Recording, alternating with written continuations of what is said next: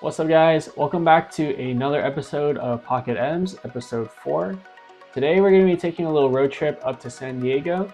We're going to be playing 2-3 no limit at 7 Miles Casino, and I hope you guys enjoy our trip. To kick off our San Diego adventure, we hit up our favorite oyster bar, Ironside. It has $1 oysters during happy hour from 3 to 5 p.m. Monday through Friday. We ordered 2 dozen oysters, some clam chowder, and the hand-cut fries with a glass of Chardonnay. We make our way over to 7 Miles Casino with a happy tummy, ready to gamble it up.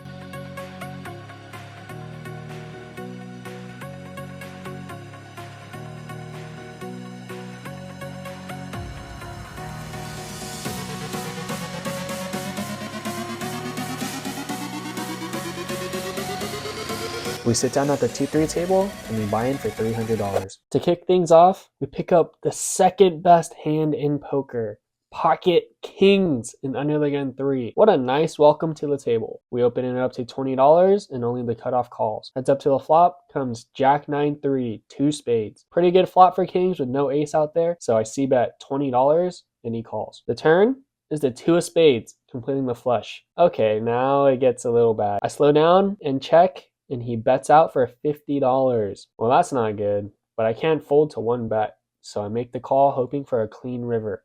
The river is the 7 of spades. Well, it went from bad to worse, putting a 4th spade out there and making my kings into absolutely nothing. I check once more, praying he checks, and now he bets $50 once again, trying to milk me, it seems. I ain't falling for it, and I fold the second best hand in poker. Not off to a great start, losing $105 right off the bat. We top up $100 in our second hand dealt. Let's try and get our money back.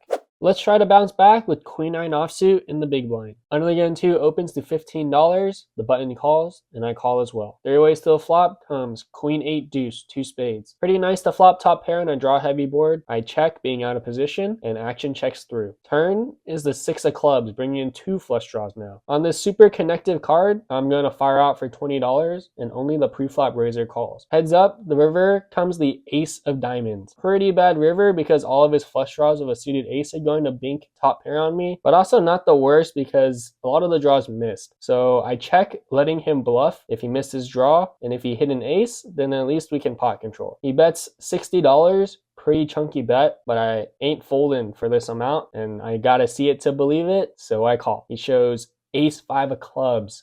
Ouch. We lose another one. Session is not off to a great start, clearly. In the very next deal, we pick up ace king offsuit in the small blind. So far, we're 0 for 2 in the session. Let's try to get our first win right now. The same player from last hand opens to $15. It folds to me, and I 3-bet it to $60, and only the pre-flop raiser calls. Let's try to get our chips back from this guy.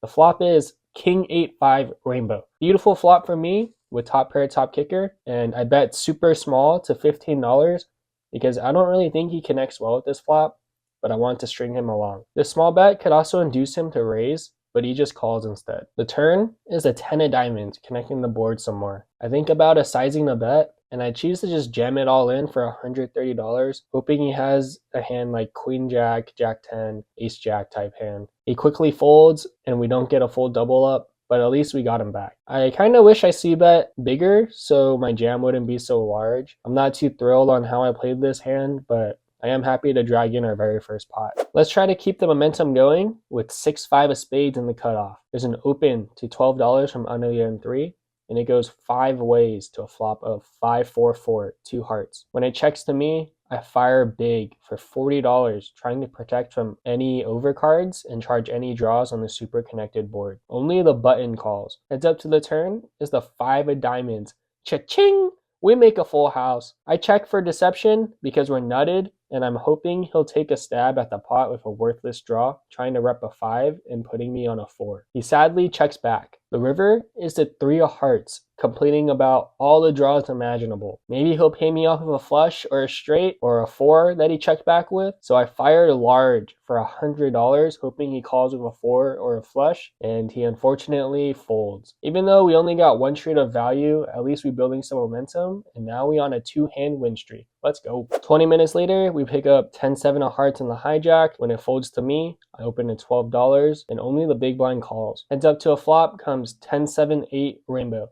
Cha-ching! We flop 2 pair. He checks, and I c-bet $12, and he calls. The turn is the 2 of hearts, giving us flush outs. He checks, and now I size up to $25, trying to get some more value, and he comes along for the call. The river is the 4 of clubs, total brick. He checks once again, and now I bet big for $70, trying to polarize my hand, trying to rep a busted straight draw, and he thinks about it and folds. There we go. We got our hat trick. Messi would be proud. The very next deal, we pick up pocket sixes in the low jack. Under the gun 3, who's a passive player, opens to $15. I call the set mine, and the small blind calls as well. 3 ways to a flop. It comes jack 4-4.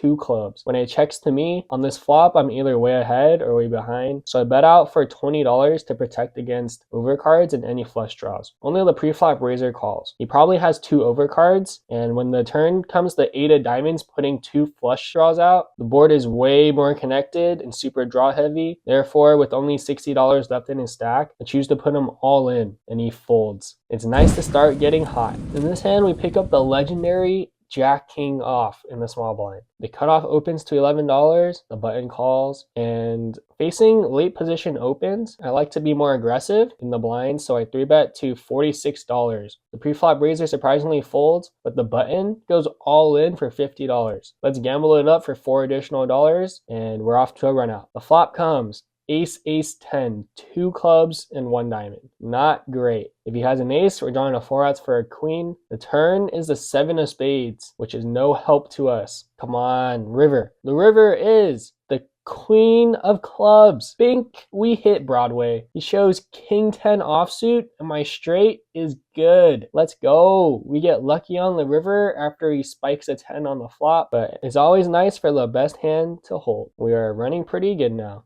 We pick up 8-7 of hearts in the hijack. We open to $15.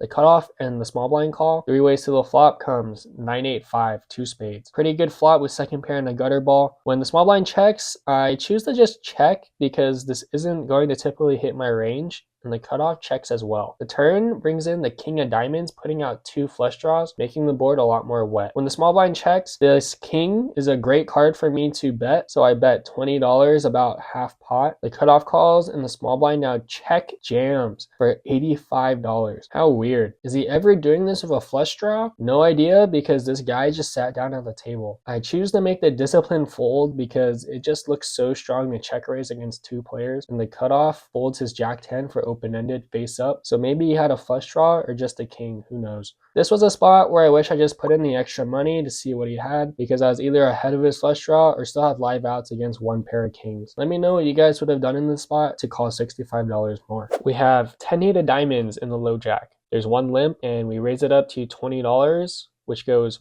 5 ways to a flop of 8-5 deuce, 2 hearts. When it checks to us, with top pair, we c-bet $30, and 3 of them surprisingly call. 4 ways to the turn is the jack of hearts completing the flush draw. One of these guys must have a flush. So when it checks to me again, I'm going to check this one back. The river is the 9 of clubs. Now we have 3rd pair, and we don't really beat much. So when the small blind leads for $70, 1 by 1, we all fold. This player is an older Asian man who could be on the verge of being an Asian grandpa. This player profile, they love to chase their flushes to the ends of the earth. So when he bets into 3 players, he definitely has a flush. I doubt he's ever making an ambitious bluff into this many players. For the next 30 minutes, we keep getting involved pre-flop and whiffing the flop. Our stack bleeds all the way down to $250. Eager to get some chip stack, we have jack 8 of spades in the hijack, and when it folds to us, we open to $15.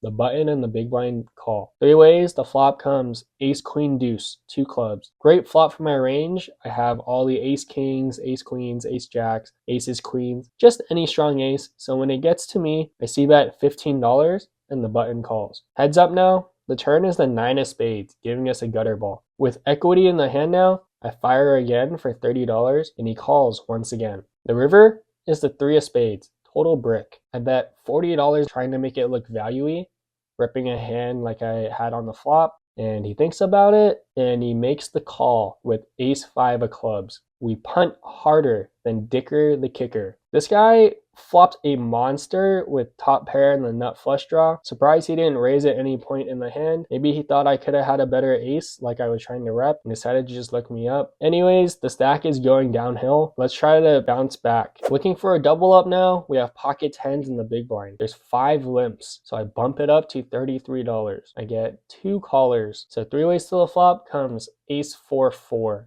Rainbow. I see bet $30, 1 player folds, and then the older Asian man jams for $61. Well, there's not really a choice here but to call for $31 more, and we're off to a run out, which comes 5 and a deuce, and he shows ace-9 offsuit to win it. Nice 3-outer. We're getting wrecked by this Asian grandpa, to be honest. Our stack's crippled to $60. In the very next deal, before I can top up, we pick up pocket threes. There's a raise to $6. I call in the small blind, and the older Asian player calls as well. 3 ways to the flop comes King Jack 6, Rainbow. Action checks through. The turn is the 3 of spades. Cha-ching! We turn bottom set in the sneakiest of ways. I check, setting a trap. The Asian grandpa bets $10 and the button folds. I choose to just flat call, hoping he improves, but not by that much. And the river is the queen of spades. I lead jam for $41 and he quickly makes the call. We show our set and we're good. And we finally get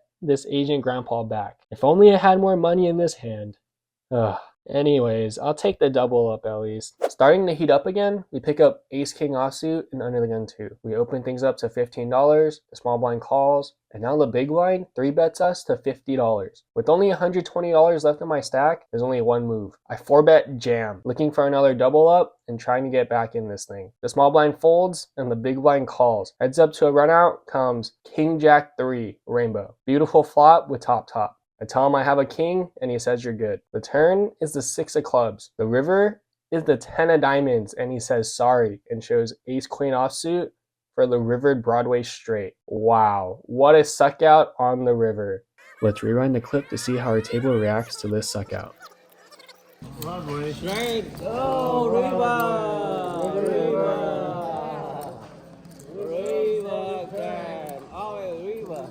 So this is a pretty funny reaction that I wanted to show you guys, and off to another bullet. All right, for a fresh buy-in of $300, we pick up pocket jacks on the hijack. There's 2 limps, and I raise it up to $20. It goes 4 ways to a flop of 10-10-3 Rainbow. Decent flop for jacks, so when it checks to me, I c-bet small for $15, trying to get value from overcards, and I get 2 callers. 3 ways to the turn is the 5 of spades. Pretty safe card, doesn't really change anything. So when it checks me once again, I bet again for $50, trying to target any smaller pocket pairs, and only the older Asian player calls. The river is the 8 of clubs, another undercard to my pair. When he checks, I think the only thing that would call a third bet would be a 10.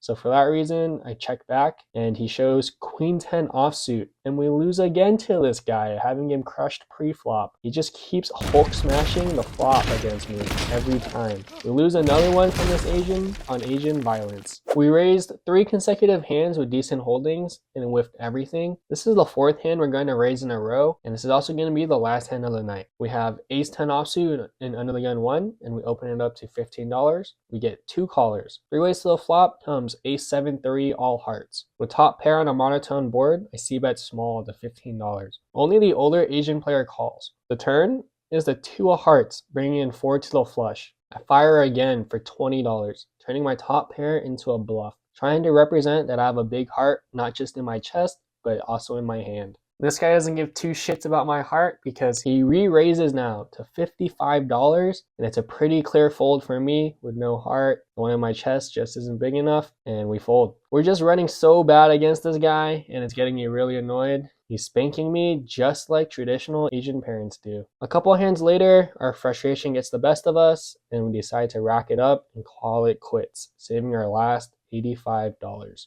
After getting destroyed at the casino, we cheer ourselves up with some delicious tacos al gordo, our favorite taco place in San Diego. After some al pastor and lengua, Mona is always in the mood for some soft-serve ice cream, so we hit up McDonald's for an ice cream cone and Oreo McFlurry before driving back home. Nothing makes you feel better about losing hundreds of dollars than food.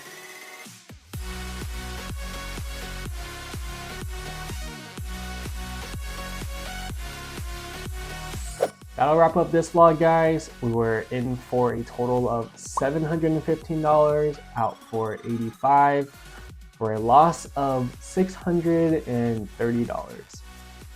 Ouch. Even though we lost about 600 bucks, we still had a great time with Mona on our mini vacation. We ate a ton of amazing food. We even went to a Japanese market right before Ironside to get some sushi and fresh uni. Unfortunately, I forgot to get that on camera, but you can just take my word for it. We ate to our heart's content.